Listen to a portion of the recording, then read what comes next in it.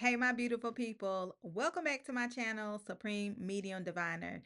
Today, we're going to be talking about the movie Sinners. Yes, yes, yes. I've been waiting for so long to give my review on this movie and to break everything down that I possibly can break down. I'm going to be honest with you. I was not going to see this movie until you guys suggested that I talk about it. And I said, okay, I'm going to go see the movie because I seen the trailer some months ago and I'm not a huge Michael B. Jordan fan, not because I don't think he can act. He just has never just like, he's just never just wowed me like that, right? So I wasn't interested. But listening to you guys' recommendations, I was like, I need to go see what this film is about. I had no idea how spiritual it would be. So this is where we are, and we're about to talk about it. I can't wait to get into it. I was sitting in the movie theater, all smiles. I'm just like, ooh, I can't wait to talk about this with y'all. So here we are. So before we get started, if you have not subscribed to my channel, please go ahead and subscribe. Hit that bell so you can be notified when I drop a video. If you feel compelled, go ahead and like, comment, and share. And please beware the scammers. I don't have WhatsApp. You do have to go to my website to book my services. The website link is in my bio. I also will put it in the description of this post, of this video. Y'all, okay. So class is in session right now. You know what I'm saying? Not saying that I'm your teacher, but I'm just gonna say the stuff that I'm about to drop for if you are not like understanding this, I'm about to break it down for you. So class is in session, okay? So get your pen and paper, your notes, whatever you gotta do, okay? So the way I'm gonna do this, I'm gonna talk about the significance of the subliminal messaging, the symbolism, and I'm also going to point out, I gotta do it. I gotta do it because this only makes us better. I'm going to point out the mistakes that they made. So I have no particular order. It was so much in the movie. I'm trying to remember it by my physical brain, everything that I need to touch on. Okay. So I might be going here, I might be going there, but just, just know that we're going to get somewhere. Okay. Also, if it's anything that I do not touch on that you feel like is a huge significance, please put it in a comment so I can address it. This is one of those things where with these type of movies getting put out that it's very important that everyone understands what the meaning behind certain things were in this movie, understands the subliminal messaging. It's very important because if you don't, it can kind of give you the wrong idea, lead you astray, because this movie touched on a lot of spiritual things that are indeed true. Also, make sure you watch this video all the way towards the end because I have got a download of where the lost souls are that I told you about that have been baptized. And I'm going to get into that with you guys as also. So stay to the end. All right. All right. The first thing that I want to touch on is numbers.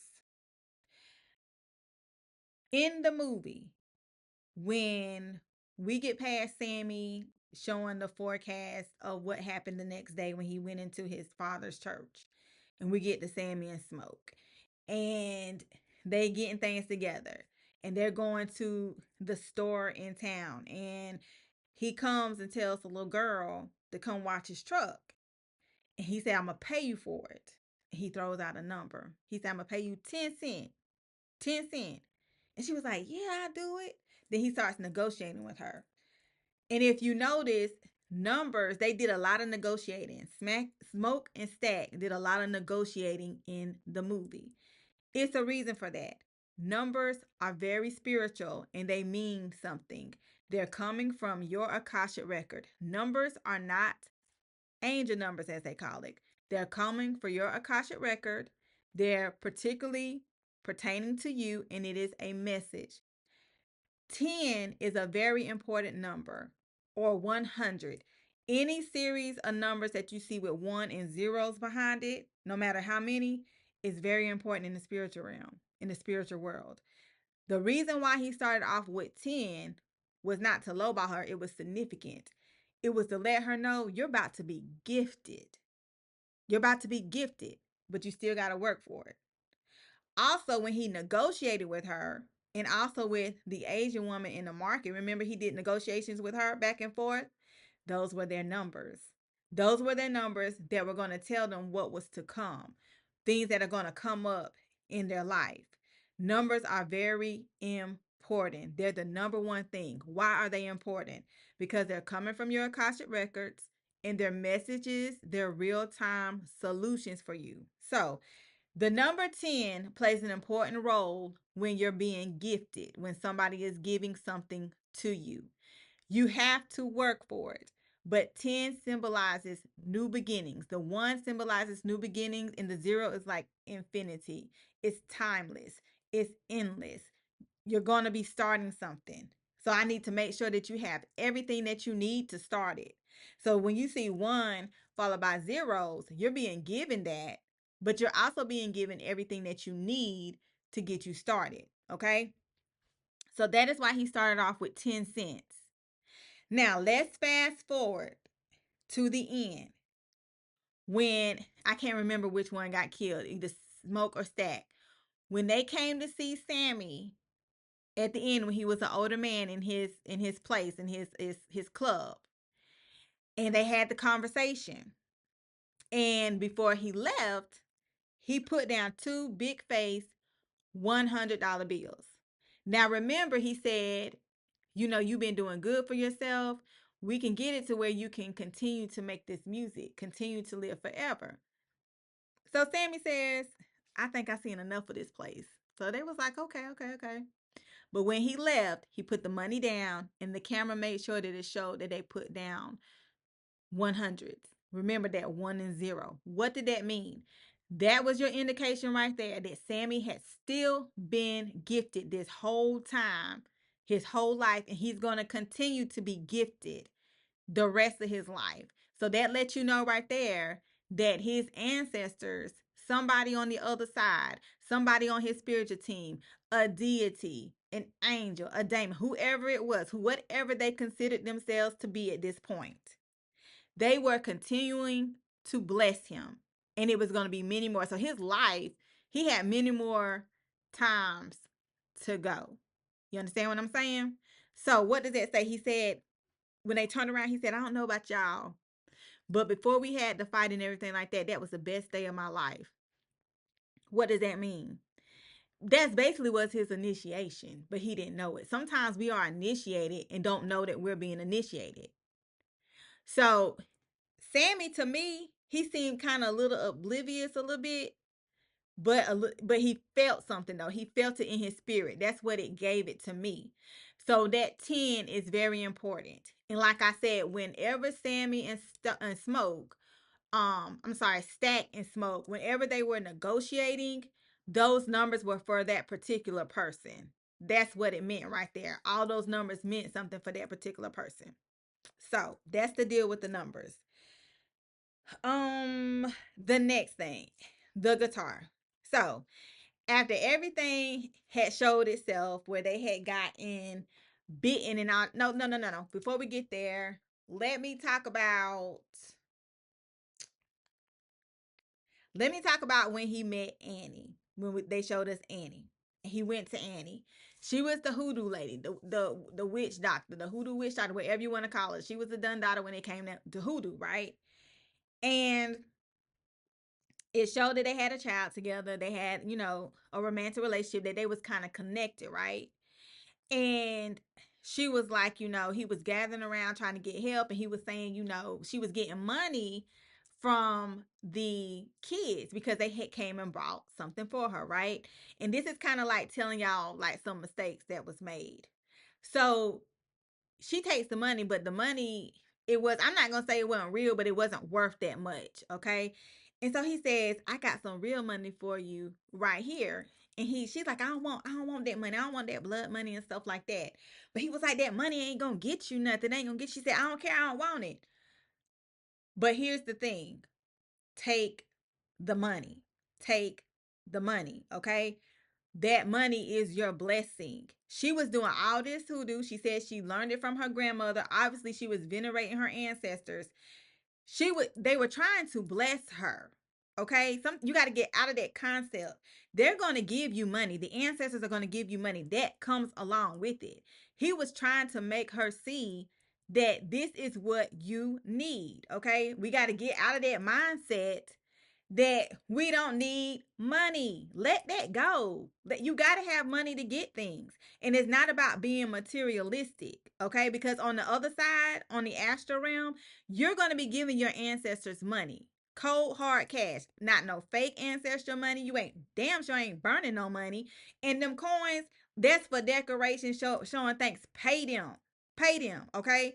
So that she made a mistake not taking that money. Take the money that was being given to her. That was a gift. She was being blessed because what she does, she's honoring, she's venerating, she's carrying down the tradition.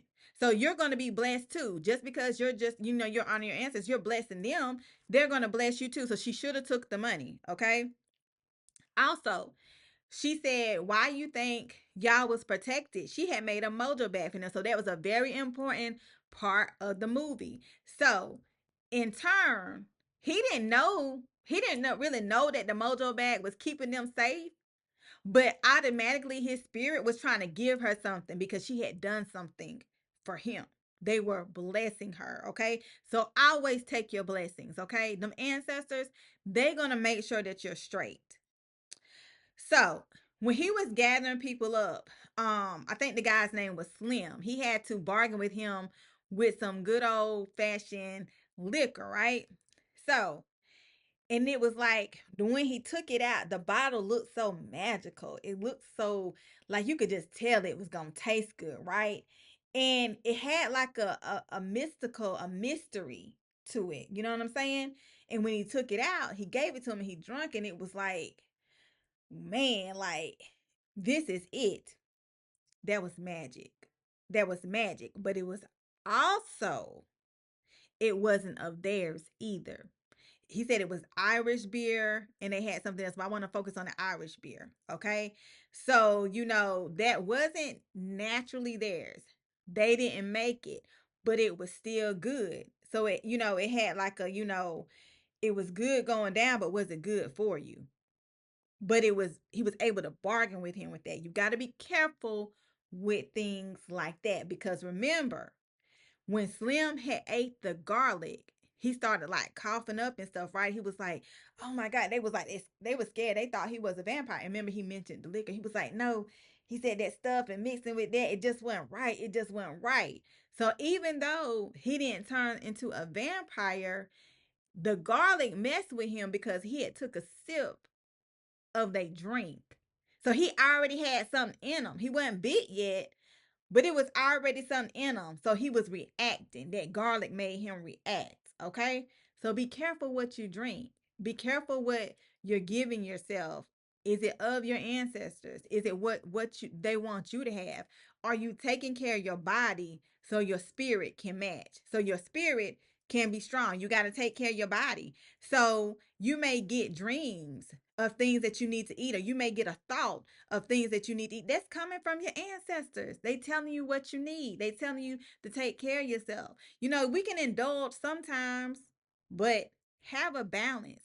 And Slim was an alcoholic. He was a functioning alcoholic. He had no balance. So therefore it was he couldn't handle it. He already had that poison inside of him, and he was already affected. You understand what I'm saying? So be careful of that. Um So when they opened up the club and they got their first customer, it was a guy who came in and he wanted to get something to drink at the bar. And he paid with wooden coins. And so I looked this up. So wooden coins back in the 30s, in the 1930s, it was a thing, right? And Smoke or Stack said, they was like, hold up. And then Annie and the other twins, they invited him in. So they was like, oh, we need to talk. I need to talk to y'all. He was like, we need money. We don't need them with the coins. So they was like, no, he don't work all day to be here except this money, and then we'll do that later. But whichever twin was telling that, he was right. That was one of the mistakes that they made. You don't take no fake money. You understand what I'm saying? So they had the place, but things are not free. You understand what I'm saying? So yeah, we want to be nice. We want to help people. There's times for that. Okay. But when it's time to pay and it needs to be cash, you got to remember they were given something. Okay, so they need to take what they're supposed to get, what the ancestors want, and they want cash. So he should have got cash. That was the mistake that they made, which brings me back to, which brings me to another thing that was not spoken in the movie. This was an undertone, and if you knew, you knew. Smoke and Stack, they had already dibbled and dabbled. They had already had some magic. They already had been venerating something, someone, their ancestors, and something else. It did not say, but it was the undertone. It was like the elephant in the room, right? And Annie knew she didn't like the money, but hey, whether you like it or not, they had it and it's rules to play. So this is what I mean by this. People always ask me, but I thought this wasn't good. When it comes to the astral, when it comes to getting help, when it comes to doing magic, when it comes to the spiritual side, take them emotions out of it. Okay. It is what it is. Are there consequences for everything that you do? Yes, it is. But you got to know what you're doing. You understand what I'm saying? That's why I'm pointing out the mistakes that they made, okay? Because even though they had been gifted, they had already been worshiping, they had already found their power, whether you agreed with it or not, they had it, okay? You know what I'm saying? They walking through, everybody know their name. You know what I'm saying? It's still a protocol that you got to follow. So, not accepting the money at the bar. And then the building. Why get that place? Okay. You could have got any place that you wanted because obviously you had the money. That money could have went to, like folks that looked like them. You understand what I'm saying? They gave that money to a white man, a clan member. Oh, because you had it and you could afford it. You did it. What the hell? You know what I'm saying? Like, why did y'all do that? You could have gave that money to somebody that looked like you in your community and opened up a place. You know what I'm saying? The first mistake that they made, and they knew the place wasn't right. He was like, "What's been on this floor?" Then you gotta let them know this the only dime you getting for us. Dime, 10 cent.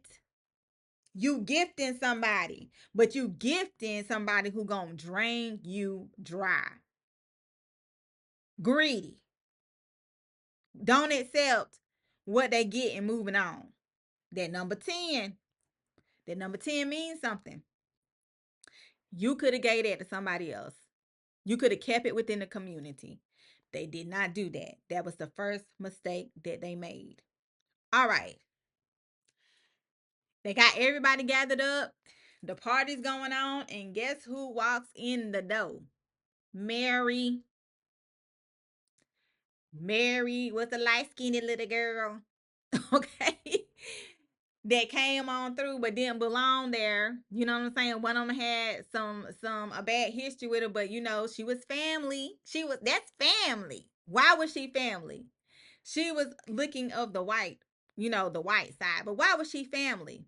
So they noted that she was mixed. Cause Sammy was like, what are you? She was like, I'm human. He was like, nah, nah, nah. Like, how you can be up in here? Oh.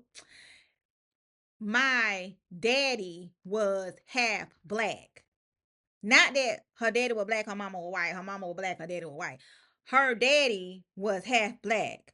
Might I remind you of the one drop rule that white supremacists put on the books? If you got a drop of Negro blood in you, a black blood in you, African blood in you, you black. You black. So that was a very important thing that y'all needed to note. Okay.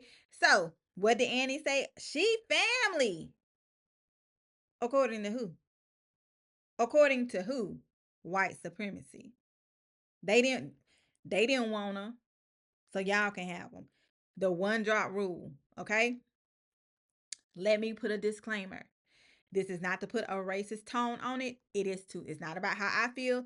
It is to let you know what is going on, what is going on in society, what has happened in society, what has gotten us messed up as a people in society, foundational Black Americans, what has gotten us messed up. So take your feelings out of it if you're getting emotional or feeling some type of way, and let's look at the facts, okay? That's what I'm going with. Straight facts on this video, okay? So here's how to let you know it matters. It matters about her looking white, her being able to pass. And a lot of people pass that were not white. We know this, okay? So, there don't need to be no elephant in the room. Why does it matter? Okay. The white people come up because whose voice do they? Okay, before we get in there, I gotta talk about this. Sammy starts to sing, and Sammy has a voice on him. I'm in the movie theater tapping my foot, smiling. I'm feeling it in my soul, right? And as he's singing, we start seeing all these genres of music. We're seeing how things develop, how the sound developed. Ryan Coogler, he put that vision in the movie to let you know about the frequency of music. So let me tell you why this is a true thing. And it even showed things as of now. This is a true thing because anytime you come into yourself spiritually, you're going to go through a phase when you're doing an initiation to music. And this is going to be in your dream. You can hear drums playing. You can just be dancing. You can just be vibing. It's going to come to you some type of way. This is going to come in the middle of your spiritual awakening. Music, sound is always used in the middle of your spiritual awakening, okay? And this will be in your dream state. These are your guides. They are doing a ritual with you. They're bringing you in, okay? Mine was ancient Egypt, Kemet. They were doing the drums for me. And it makes sense because of who I am. All right. The spiritual line lineage that I come from. It makes sense. And that's why that was my experience. So if you've already experienced this, you need to go back if you have not already and examine where did that come from? What was going on? How did it make you feel? That's your initiation into your spiritual lineage. It's coming for you whether you like it or not. So that was the symbolism, and that is a real thing. That's how music plays a part of who your spiritual lineage is. Okay, so keep that in mind. So this brings to where that outsider, that vampire heard that sound. What? We don't got that kind of magic. I need some of that. I need that.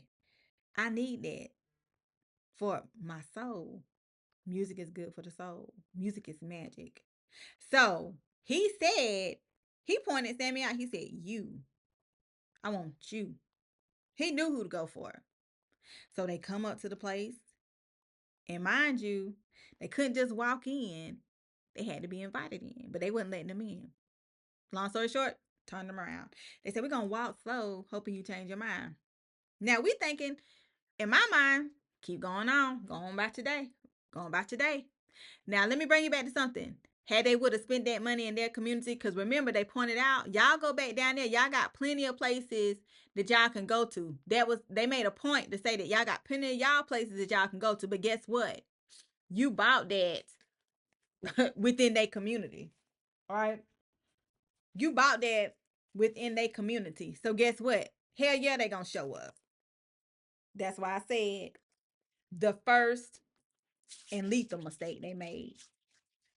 They gonna show up. Had you bought it in your community, I doubt they would have been there. All right. So they go on a little bit. One of the twins is interested. Spark their interest, their money. So who do they use? Mary. Why did they use Mary? Duh. Because she was white. Okay? She was white. So Mary goes out there, and we know what happened to Mary. And she come back in. Cornbread let her in. And she starts seducing the brother, the one that wasn't with her. She started seducing the other brother, getting involved with somebody that's not like you, getting uh that temptation Who have they used? Who has white supremacy used to tempt our black men? White women. White women come to the forefront acting as an ally to black women. White women are always used, but don't get that twisted. They're also at the forefront of everything that goes on. Hence, why her name was Mary. Who was Jesus' mother? Mary. That's not a coincidence, okay? Keep up with me. Keep up with me. All right. So we know what happens. He turns into a vampire. All right. So that's the mistake. That's the mistake. So let's keep going to where Annie, she gets to work, gets the wooden stake to go through the heart, the garlic, and silver, and we staying in till sun up. Hold on, y'all. We staying in till sun up. Mind you. No, let me talk about something real quick. They had to be invited in. That's always the case. That's never going to change. When something is not for you, they always have to knock. If you hear knocking in your dreams, you hear knocking in your home, anybody that's not for you on the spiritual side, even in real life, they have to knock. You have to, why? Because they have to be invited in. They can't come in. That's why I say don't never answer no knock. I done told y'all that. Don't answer no knock. Don't answer your name. When somebody knows you, they're coming in. Your spirit gonna, they know they can come in. Okay. When they don't know you, they're not sure. So that's why they always had to be invited in, because they were not able to step in without that invite. That's always the case with something that's not right for you. So if if you're working on your intuition, if you hear a knock, no, no, ma'am, no, sir, don't. It's never going to change. Okay, don't think, well, maybe. No, don't answer. Okay, that never changes. Something that's, I'm gonna put this in your head. Something that's not for you will have to knock. Needs an invite. Don't ever get tricked by that, okay? All right. So now that they figured everything that's going on, they got to come up with a plan. Annie says we need the wood for the wooden stake to go to the heart. We need the garlic. We need the silver. We need to stay in until sun up. Now let me tell you something. These are myths. Okay, these are a stereotype of a vampire. Okay, so that you got to understand that stereotypes, being stereotypical, that's a huge thing that happens. Okay, and that was put in the movie for a reason, okay? That there are stereotypes that people go by. You understand what I'm saying? I'm gonna be honest with you. Vampires can walk in broad daylight. You understand what I'm saying? Broad daylight. So that is definitely a stereotype and not to be true. Which leads me to my next thing. When they start the battle, mind you, Annie gives instructions. She says, and if you got Annie, it's the hoodoo lady. She says, if I'm bidden, put it through my heart. Kill me. Do not let me turn into a vampire. Instantly put it through my heart. She said, I got somebody waiting on the other side for me. She gave clear instructions. Okay?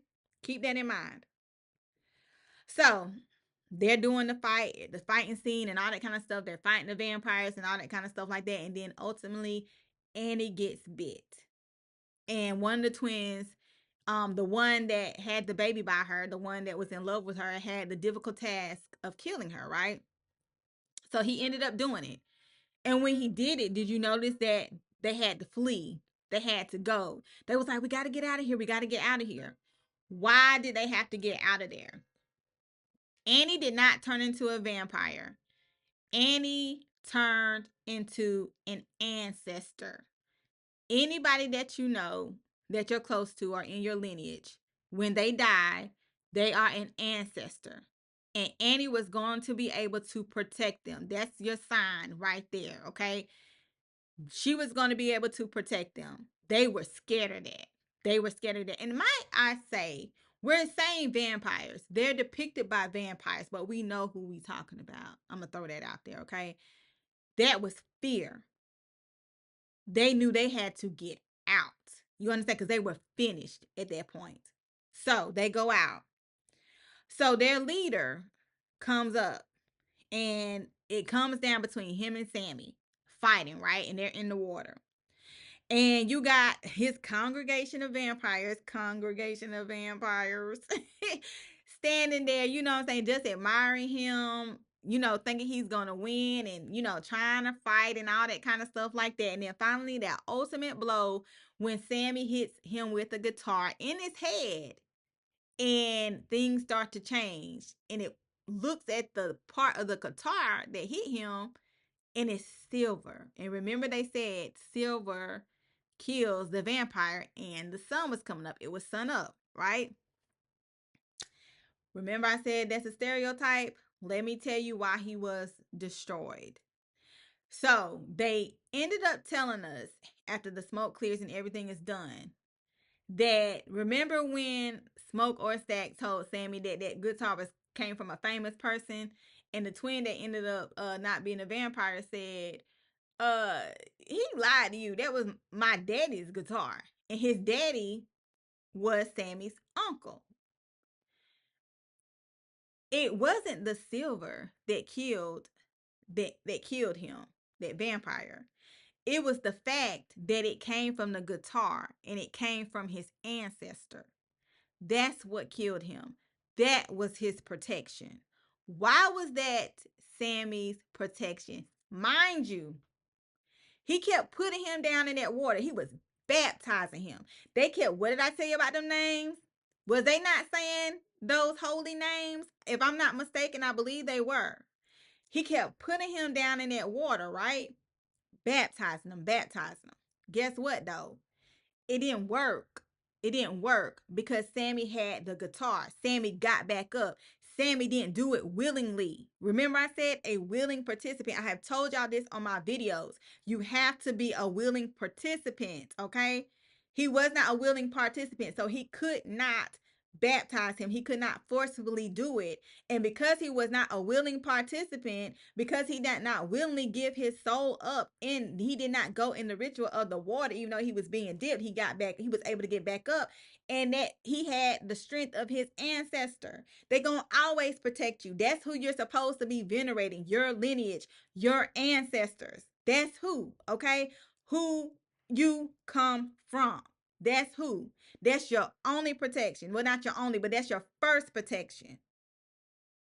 That's why he was able to be destroyed. And why, when the sun come up, did he get on fire? Because the ancestors, whenever you go through judgment, you're going to go through 12 hours. You're going to be in the dark. Okay. And then on the other side is light. You made it through. You understand what I'm saying? So when whoever it was, they made it through. And I believe it was probably Annie.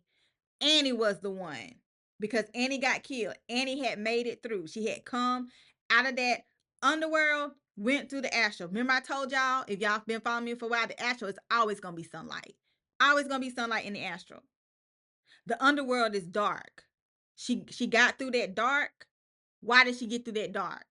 Because she knew who her ancestors was. She knew the names. She knew her name. And when she came up on that sun, he was done. He was done. He was done. That's why. Okay? So let's jump to the point where one of the twins, and I'm sorry I can't distinguish which twin, he was ready to be the one-man army, because guess what? After all they done been through, who coming? Who coming back? The person they sold the building to them. Okay? They came back. They ain't care about your money. That's why you stay in your community. Keep it in the community. He knew they was coming. He knew they was coming. He was ready. He was ready. But guess what he did, though? The one mistake he did, and he did this on purpose. He took out the mojo bag. He took out the mojo bag, because guess what? He took every one of them down, but still got shot. Why did he still get shot? So he was capable of taking every one of them down. But the mojo bag he took off. It's not about luck. It's about having the protection. You need the protection. It's a must that you have the protection. They have to be able to protect you on the other side. So you need amulets. You need anything that you feel, crystals, anything that can go in your mojo back, bones. You need that. You got to have it because guess what? They do. They do. Solomon had a ring that said the Father, the Son, and Holy Ghost. They were jewels with messages on them. Those names, those holy names that you have to know that they want you to recite are affirmations. That's their mojo bag. That's their mojo bag. Okay? So you if they gotta have theirs, you got to have yours. You feel me? But he took it off. He couldn't live without his brother. He was ready to go. So that was very significant. So believe in me, had he had that mojo bag on, he would have lived. He would have lived. But he took it off. He was ready to go to the other side.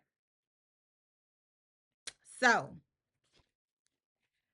I feel like I covered everything. If I didn't, please put it in the comments because, again, it's very imperative for me that everything in this film, anything subliminal, is covered. Um, it was a phenomenal movie. Michael B. Jordan, the other actors, they did a phenomenal job. The director, Ryan, he did his thing on this one. You know, every now and then they give us some gems and we'll take it. You understand what I'm saying? We'll take it. I'm definitely going to watch it again when it starts streaming because this is one that I can put on the books. I'll probably see something more that I didn't see the first time. Y'all know how that goes, and we be decoding things and all that kind of good stuff. But if you have not seen this movie, um, it's a must see. It's a must see. So that's everything that I have on the movie. Oh. One more thing with the movie. When Sammy goes to his dad's church, I was rooting that he did not put the guitar down. He was like, "Put the guitar down, son. Put it down." And I'm like, "Don't do it. Don't do it. Because it's not the music, it's what you do with it." You understand what I'm saying? It's not the music, it's what we do with it. And I said, "Don't put it down." And I was so happy he didn't put it down. But remember when he was going in there, though, he kept seeing that main vampire when his dad, who was a preacher, was talking. And so that lets you know they everywhere. They attack us. That's how they get us in the church. But I've been telling y'all this, but I wanted to point that out. And Sammy was strong enough that he didn't put it down. Why? Because he had his ancestors. He had accepted his ancestors. And he was able to be strong and he was able to move on. Another thing that I want to talk about is like, what is a vampire? So in this movie, they use the symbolism of vampire, but we're going to talk about how it's been related to, I tell you about the soul being taken. And the souls being taken by Jesus. So Jesus, I told you, in the movie they say even if their maker is dead, they still can survive. So this is also an indication, I told y'all, that Jesus is not alive. He only has 360 to 365 days to be resurrected. He's only as good as a year. But even though he's not, alive, people that have been baptized and willingly given their soul, you're still here, right? That's what they mean by that. You understand what I'm saying? You're still here. You're trapped. And this brings me to my next thing. I told you guys that you don't know where the soul is on the astral. So I had a vision the day before Easter. I told y'all about this, that I was seeing that all the kids were coming out of the school, and to me they looked like black as charcoal. They had face paint on, and I knew those were the souls that they were trying to choose from. Well, I was able to find where these souls are. They are in a building. To me, it looks like a school, an abandoned school. So that means that they're harboring energy at a physical place. And I can also see this place on the astral, and this place can also still be here, or it can be the earth around. It can still be like tore down. So any building that's tore down, you can still see it on the astral. Okay. And we know that they hold buildings because in the Bible they talk about many mansions, they talk about buildings. They have buildings, okay? So they are into me. It looks like a school is huge. Oh my God, they walk around like ghosts. So I tried to talk to a couple that I ran into, and I'm going to tell you, it's hard. It's going to be very hard to retrieve it. They do let them out at certain times, but only a certain number, and I'm assuming that's to do something that they need because I saw that and then they lock the doors. Um, I saw I got to talk to people who had died most recently. They were saying, I don't have no more pain. You know what I'm saying? I don't feel this, I don't feel that, but they look like they didn't look right. You know what I'm saying? They still they didn't look like they were okay, but they were talking like they were zombies. You understand what I'm saying? They don't know nothing else. And you can't get to people like that. I had got so frustrated. You understand what I'm saying? So it's like they're walking around like zombies, not knowing who they are and just being held captive in a confined space. And it's very like dirty. It's like a maze. You can't find your way out. You just going around the same thing. That's not how you supposed to be in the astral. That ain't how you supposed to be. And they got them as a collective. Okay. So I got my work cut out for me, but I'm gonna do it. They did see me as an opposition. You know, I did kind of go toe to toe, but I'm okay with that. But it's gonna take a lot of like patience and things of that nature. But I'm gonna tell you right now, it's hard. It's gonna be hard to retrieve them souls because they're very lost. And I told y'all that they were going to be lost. It's like they're in a trance. I kid you not. I did see a lot of them trying to get out. So at some point, they do understand something's not right, but they have them locked and confined. When they want to use a soul, they do let it out. Okay, so I was able to see that and see where they are. So that's everything that I have. I will be going live next Sunday. I'm trying to see the topic. It's gonna be deep, but we're gonna get into it. I kind of wanted to talk about the magic a little bit that's being used. I want to talk about King Solomon and the things like that they did. So we might be talking about that. But if y'all have some suggestions, put it in the comments. I will be starting my membership for May, all things paranormal with the membership. So I'm excited for that. So I'm gonna have information about that for y'all. So again, thank y'all for watching this. Please like, share, and comment. And until next time, bye.